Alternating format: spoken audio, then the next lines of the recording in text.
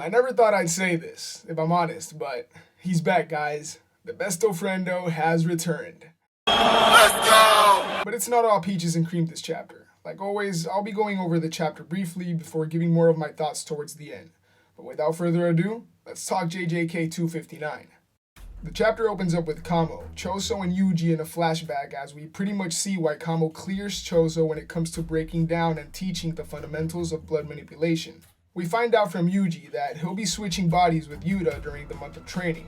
This is dropped like it's nothing, so you know it'll be relevant at some point. Anyways, Choso wanted Yuji to learn convergence right off the bat, but Kamo insisted that it was more important he got the base of the technique down first, as he goes on to explain in detail how to manipulate your own blood and how it'll feel. Meanwhile, Choso's all bummed because he can't teach Supernova to Yuji either. Don't worry, Choso, we got love for you. Back to the present, just in case you forgot, Sukuna's right in the middle of firing off his flame attack, and part of Sukuna's half-face mask with one of his 4 eyes is seen broken off, courtesy of Ino and Yuji's back-to-back blows 2 chapters ago. I just missed it last chapter. Anyways, we get some insight on how the flames work. We're told that only after using Dismantle and Cleave to prepare his meal is Sukuna able to open the door of the furnace, which makes sense because it's normal to cut up certain ingredients before heating them up when cooking. But we're also told that these flames are slow, with a limited effective range. But you know, it's Sukuna, so these problems are instantly fixed with yet another binding vow imposed on himself. Classic Sukuna.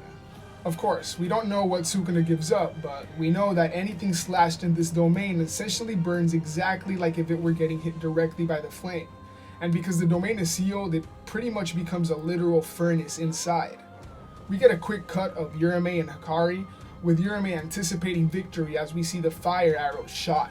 And the narrator gives us a lot of words here just to say that anything staying inside this domain is burning to a crisp, as this is the ultimate technique that eliminated Mauraga in one blow in Shibuya.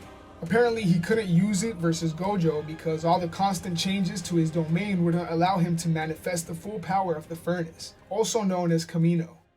Okay, now get your tissues because like I predicted in my last video, it's not looking good for Choso. In order to protect Yuji, Choso covers him up completely in what appears to be a shell of blood as they have one last conversation. Choso feels bad because he feels like he didn't do enough for Yuji, but Yuji pushes back on that and reminding him that he was there at his lowest point after Shibuya. And the rest of their conversation takes place in like the imaginary soul realm at the table we saw in Choso's memories before. This whole dialogue really is beautiful and no sort of summarizing it does it justice really. Ultimately, they both express their gratitude before Choso fades through the dust. Yuji looks around, asking where everybody is. The narrator reminds us of Yuji's mindset, that he was to play his part as a cog no matter what, even ready to avenge his brother for betting his life to protect him. But the scorched earth before his very eyes shook the foundation of his determination, and the PTSD kicks in because it's giving Shibuya vibes all over again, this time as Sukuna walks out of the ashes. But they're not the only ones among all the smoke and rubble. Yuji looks the other way, only to see the great, the legend, the one and only besto friendo. Todo pulls up and he's got his left hand in wraps, which shouldn't be too surprising as the last time we saw him was over 120 chapters ago when he chopped it off to avoid getting transfigured by Nahito. And you just know this will all go crazy when animated. We get a much needed flashback of Todo at some point during the 1 month time skip. He's with Meimei as they're going over the plan to bring him back in the field. He's to swap the students caught in Sukuna's domain expansion with Meimei's crows. And I've seen a few people saying how Todo's comeback raises more inconsistencies in Gege's writing because he could have saved so many people with his technique earlier. But we have to keep in mind that if there's one thing we know for certain about Jujutsu High's plan is that the strategies were developed according to specific circumstances they knew would take place. What I'm saying is it makes sense that Todo wasn't supposed to pull up before Sukuna opens his domain, which they knew would happen at some point. Because let's say he saves someone like Higuruma with Boogie Woogie, right? Okay, cool.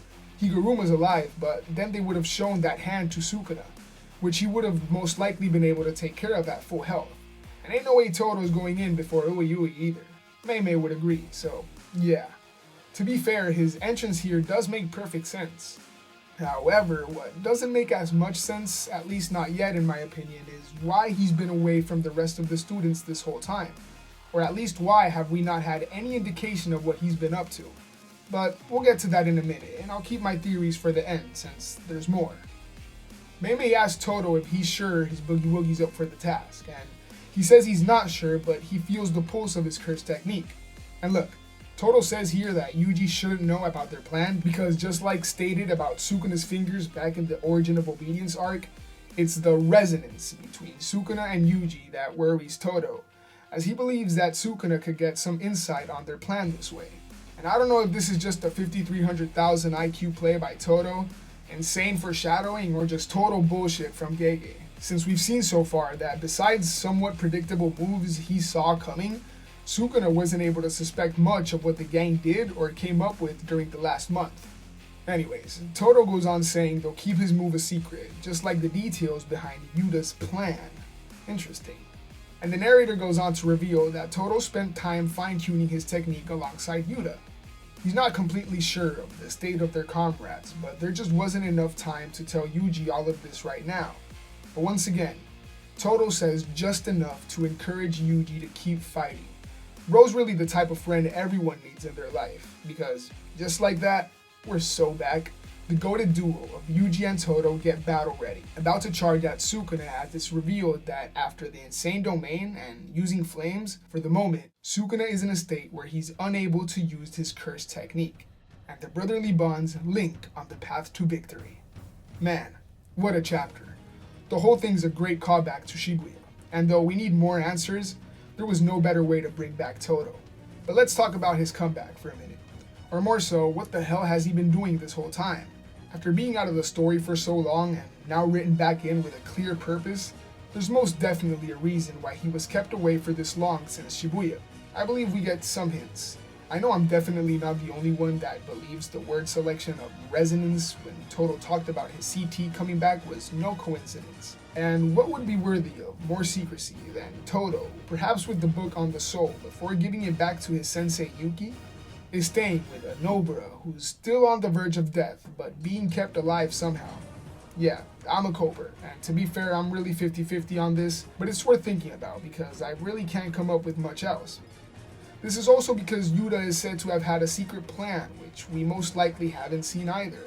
I think this probably has to do with him surviving Sukuna's slash as well as coming back with a fully manifested Rika. But we're also told that he helped Todo refine his CT, which I think is a big deal because we were led to believe, and we actually saw, Todo lose his Boogie Woogie back in Shibuya. But once again, if there's any sort of soul healing going on here, especially after we find out in this chapter that Yuji switched bodies with Yuta in training, maybe leading to Yuta being able to learn and apply Yuji's understanding of the soul to his RCT output, then the possibilities are really endless. Also, now that it's pretty much 100% confirmed that Sukuna's CT revolves around cooking, what's the over-under for him actually eating someone soon?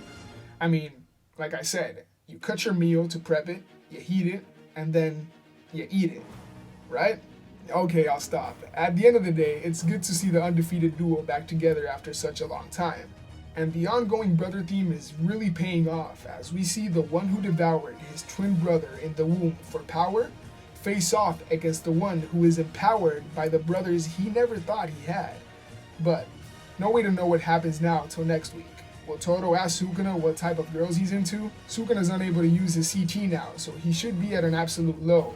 Will he binding vow his way out of this one again? Would he even entertain Todo's question? Guess we'll have to wait to find out. But regardless, Yuji and Todo is not a combination Sukuna would want to underestimate. Another crazy chapter in this insane run. I've been wanting to see Todo back for a while, and it's great to see that happening, but at what cost? Big Brother Choso will be missed. Some might think that Todo's entrance takes away from Choso's moment, but I disagree. If anything, Todo is the reason Choso's death won't be in vain. The fact that Gege has been allergic to giving us some much desired interactions between characters like Choso and Todo is another story. But who knows? Let him cook, right? Thank you for clicking on this video, especially if you stuck around till the end. I appreciate the support. Let me know what you thought of this chapter, and remember to check out the channel for more JJK, or if you just like hearing me break down things I like and stories in general. I just got done scripting my next video, and I got other ideas I'm already working on too. I plan on making more analysis and video essays as I keep covering JJK, so stay tuned. But that's enough for me today. Much love and take care. Peace.